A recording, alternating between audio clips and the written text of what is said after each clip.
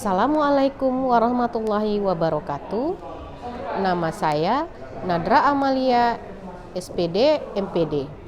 Saya adalah salah satu dosen di Universitas Muhammadiyah Sumatera Utara, Program Studi Pendidikan Bahasa Indonesia, Fakultas Keguruan dan Ilmu Pendidikan. Spesialisasi mengajar saya adalah Bahasa dan Sastra Indonesia. Salah satu mata kuliah yang saya ampu adalah Bahasa Indonesia bagi penutur asing. Adapun bobot dari mata kuliah Bahasa Indonesia penutur asing yakni 2 SKS. Kelas-kelas yang saya ampu pada mata kuliah ini terdiri dari 5 kelas. Yang pertama 8A pagi, 8B pagi, 8A siang, dan 8A malam. Selanjutnya, teknik penjelasan mata kuliah ini saya jelaskan dengan 3 tahap: delivery, instruction, dan assessment. Pengantar perkuliahan yang saya ajarkan pada perkuliahan ini memiliki sasaran tertentu, yakni lulusan ataupun selesai dari mata kuliah ini mahasiswa menjadi profesi pengajar BIPA di dalam negeri. Kedua, menjadi pengajar tingkat nasional dari Kemendikbud di luar negeri. Ketiga, menjadi penerjemah. Keempat, menjadi staf balai bahasa atau pusat bahasa. 5, menjadi editor. 6, menjadi tenaga literasi kebahasaan. Adapun mata kuliah ini harus dikuasai oleh mahasiswa, yakni mampu memahami dasar pembelajaran dan pengelolaan manajemen BIPA. Kedua, mampu menyampaikan materi, tugas mandiri, tugas kelompok, dan latihan menjadi pengajar BIPA.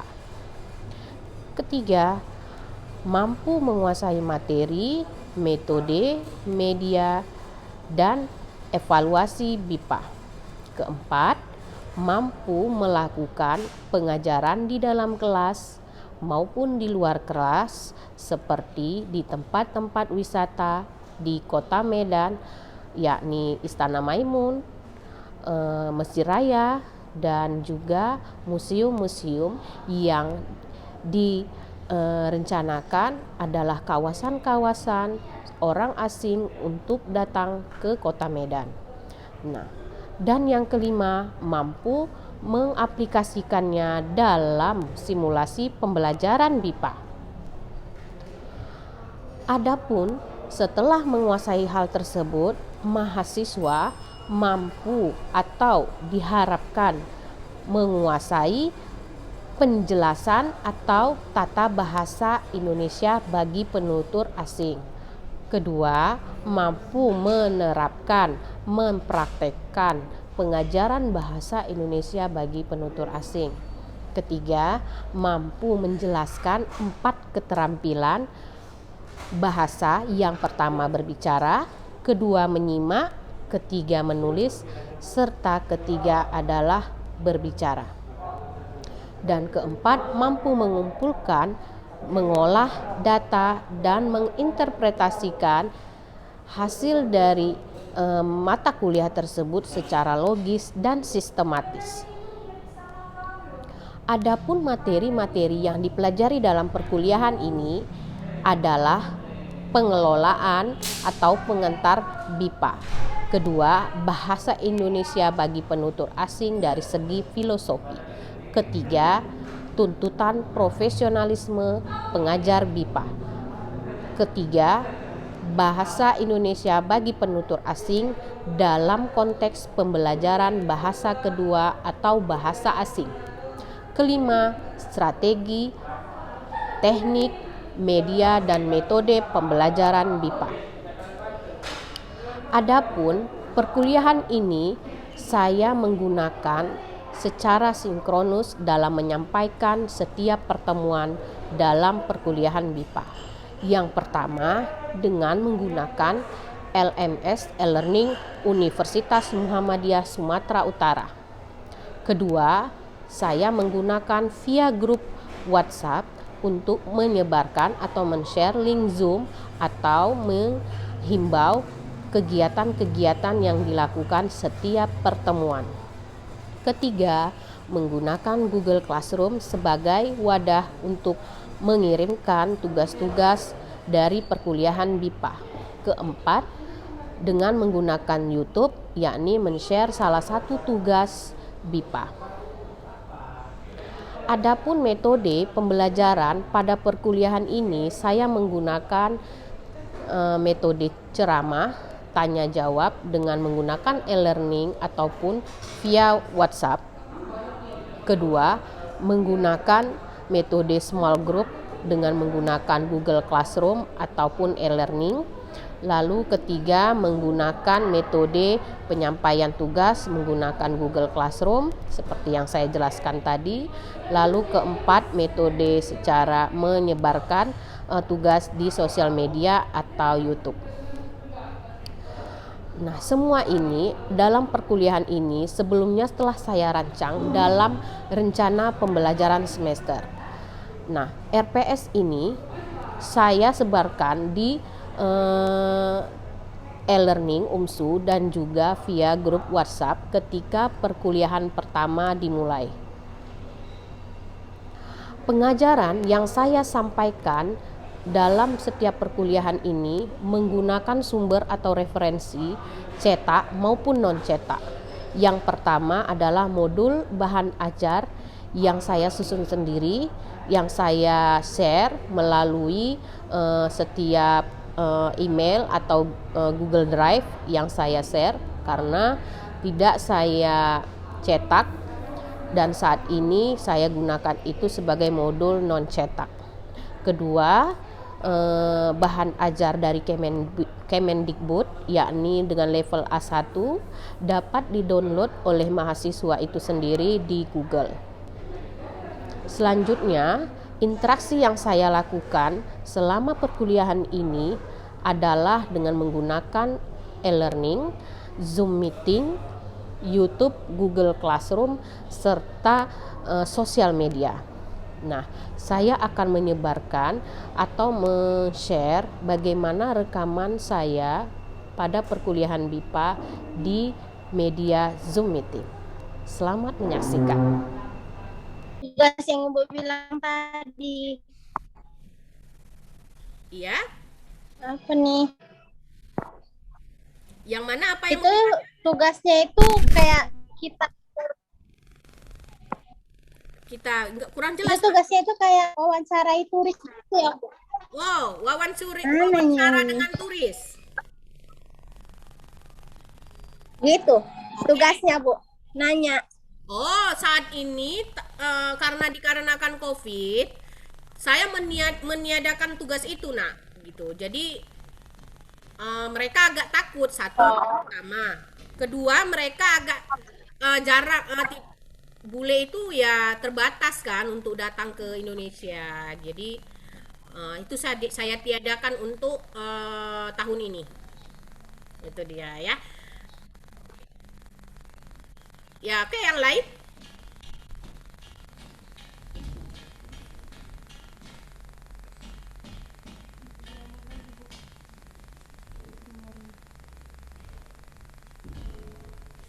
Kira-kira berapa menit? Ada 11 menit. Oke, bisa lah 10 sampai 15.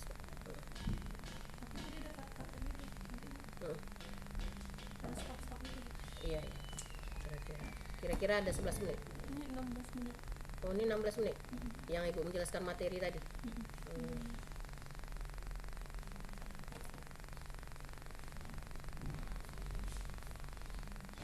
Oke, ada lagi? Ayo, yang lain ditanya.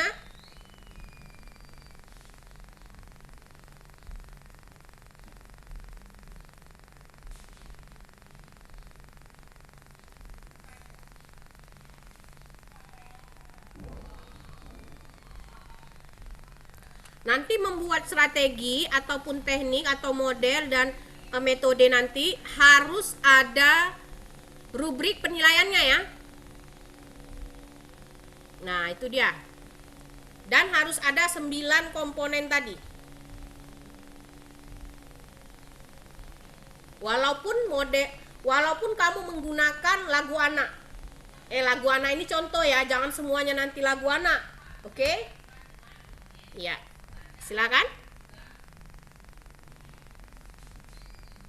Bu, mau nanya lagi, Bu. Ya, silakan. Itu rubrik penilaiannya kami yang ngisi atau memang udah diisi komponennya aja, nggak usah dibuat penilaiannya? Gimana komponennya? Rubrik penilaiannya itu kan ada 9 komponen yang Ibu bilang tadi. Itu diisi atau memang komponennya dikosongkan gitu? Rubrik sama komponen itu berbeda, sayang. Kan rubrik penilaiannya kan ada 9 komponennya, Ibu bilang. Bukan. Itu dia. Nah, syukurnya udah ada nanya kan. Nah, 9 komponen ini. Oke, yang pertama, 9 komponen ini salah satunya adalah menilai kemampuan kinerja. Itulah rubrik penilaian. Nah, bagian rubrik penilaian ini kan bagian terakhir. Ya kan? Nah, yang ke-1 sampai dengan 9 tadi ini harus ada di dalam kegiatan, di dalam 4 tadi yang pilihan kamu. Misalnya kamu mau teknik, harus ada 9 ini. Misalnya kamu harus ada menarik perhatiannya yang mana, bagian kegiatan mana. Lalu misalnya ada menjelaskan tujuan pembelajaran. Oh, sebelum kamu mau masuk ke perkuliahan, kamu jelaskan tujuannya adalah untuk ini, untuk ini, untuk ini. Oh, ada, kamu paparkan. Lalu mengingat pengetahuan sebelumnya, apa pembelajaran ini kaitannya dengan pembelajaran yang mana. Nah, itu kamu ada paparkan sedikit. Lalu memberi stimulus. Apa stimulusnya? Ya, ini merangsang mereka untuk mampu mengucapkan angka-angka dengan jelas dengan mendengarkan sebuah musik. Gitu. Apa stimulusnya? Ya. Lalu memberi petunjuk belajar. Ada nggak kamu berikan atau kamu cuma suruh-suruh mereka aja? Dengarkan ya, anak-anak. Asik. Andrew, Michael, dengarkan ya. Mungkin kamu hanya bersifat perintah, tapi tidak ada petunjuk kerjanya. Apa yang kamu paparkan? Yang pertama, saya untuk meminta mereka mendengarkan musik, yang pertama sekali adalah mereka memakai headset. Kedua, ketika mereka sudah melekatkan headsetnya di telinga mereka, saya meminta mereka untuk mencatat apa yang mereka dengar. Ketiga, ada kamu buat langkah-langkah petunjuk kerjanya gitu loh. Oke? Keenamnya, memfasilitasi berkembangnya kinerja. Setelah kamu suruh mereka mendengarkan musik tadi, apakah kamu minta mereka untuk apa hasilnya setelah mereka mendengarkan itu? Apa mereka makin ruwet atau mereka makin pusing gitu atau apa? Apa respon yang telah kamu lakukan dari mendengarkan musik lagu anak tadi? Harus ada dipaparkan hasil. Setelah kamu paparkan di atas, ada bagian petunjuk berkembangnya hasil kegiatan ini. Nah, memberi umpan balik. Nah, apa umpan baliknya? Mereka terdiam. Mereka apa? Umpan baliknya, mereka setelah mendengarkan lagu ini, mereka bisa mengucapkan kata, menuliskan angka. Lalu mereka bisa menulis. Setelah menulis nanti mereka mengucap. Lalu mereka menyanyikan kembali. Apa umpan baliknya? Lalu menilai kemampuan kinerja, inilah dia rubrik. Lalu meningkatkan pemahaman dan transfer pengetahuan pembelajar. Apa dia? Di mana kamu lihat ada kamu buat di situ penjelasan apa hasil dari memberikan pembelajaran itu. Oh, ternyata setelah melakukan pembelajaran ini dengan lagu anak, mahasiswa asing atau orang asing yang belajar bahasa Indonesia, nah, dapat ya kan mengetahui angka-angka dengan tepat dalam bahasa Indonesia dari angka 1 sampai 10 gitu. Pada level A1 gitu. Jadi dipaparkan, kamu yang menjelaskan itu gitu loh. Oke? Nanti agar lebih gampang, saya buat nomor 1 sampai 9 aja kegiatannya, ya kan? Kamu aja yang ngisi-ngisi tuh. Bu. Ya, silakan untuk dibuka kameranya. Najla Safira. Halo, Najla Safira.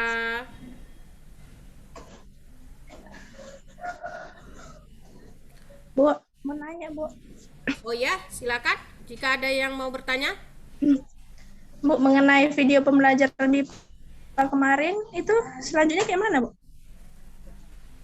Masukin ke Google Classroom? Iya, Google Classroom. URL-nya saja gitu. URL-nya nanti biar bisa saya klik itu bagaimana caranya. URL-nya nanti saya copy ke yang saya lihat dari kalian. Tolong ya itu disebarkan ke kawan-kawannya ya. Disebarkan di grup itu saja atau enggak? Biar jadi nampak semuanya. Ya? Dimasukkan di YouTube kan, Bu? Iya, kan memang di YouTube sayang. Iya. Iya. Lalu kan apalah gunanya tayangan tapi kalau nggak di like, di share ataupun ya dikembangkan itu dia. Dikembangkannya dulu pertama kali adalah dari kawan-kawan yang satu kelas ini. Video pembelajarannya. Oke? Oke ya. Jadi di-share di grup. Ya, makasih, Bu. Nanti saya buat himbauannya. Oke? Oke, Bu. Jadi semua nanti nge-like, subscribe, buat lonceng. Oke? Nanti kelas lain juga saya minta mereka untuk nge-like kalian. Kalian juga nge-like mereka gitu. Oke ya? Ibu, berarti di Classroom nanti linknya aja kan, Bu, diletak, Bu? Di Classroom, iya, link URL-nya itu kan ada. Itu kalian share sama kami, sama saya. Ya, Bu. Oke ya? Ya, Bu. Ya. Untuk itu kita akhiri lagi. Ada lagi pertanyaan sebelum kita ini mengakhiri perkuliahan hari ini? Bu, Gimana? saya kan sudah membuat video ini, Bu, yang tentang pembelajaran BIPA itu kan, Bu. Ya. Saya juga sudah ngirim di Classroom. Nah, itu kan saya jadiin Word dulu, Bu, bentuk Word, baru saya kirim melalui file gitu. Iya. Saya screenshot juga. Iya, nggak apa-apa, bagus. Yang penting nanti saya bisa mengcopy paste di YouTube ketika saya buka gitu. Iya, Bu. Terus saya komen pribadi juga ada, saya letak URL-nya, Bu. Boleh. Oke ya? Ya, Bu. Ya, Bu. Oke, sampai di sini pertemuan kita. Terima kasih untuk kehadirannya pada perkuliahan hari ini. Ya, saya ucapkan terima kasih. Salam sehat untuk kalian semua yang berada di sana. Tetap jaga kesehatan, ya. Jangan ada sakit-sakit, ya. Apapun itu lakukan dengan seikhlas hati. Oke?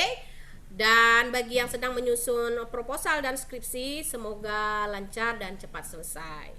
Oke? Amin. Ya Allah. Sampai di sini pertemuan kita.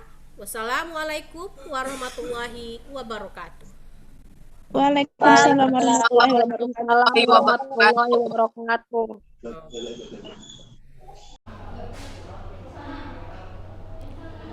Adapun assessment ataupun penilaian pada perkuliahan bahasa Indonesia bagi penutur asing, yakni dengan menggunakan sistem penilaian kualifikasi nasional Indonesia, yakni KKNI. Di dalam KKNI tersebut terdapat kepribadian yang harus dinilai oleh setiap individu mahasiswa.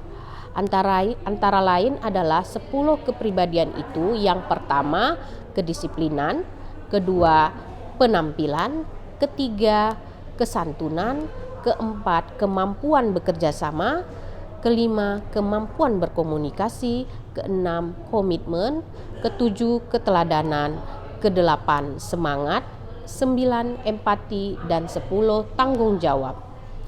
Nah, selain itu, penilaian yang harus di dalam terlampir dalam KKNI ini ada beberapa tugas yang harus disertakan. Yang pertama adalah tugas tatap muka, yakni kehadiran, UTS, dan juga itu terdiri dari 40% dan juga tugas struktur antara lain 60%, yang mana tugas tersebut tugas report, materi report, jurnal report, mini research. Nah, semua itu menjadi 100%.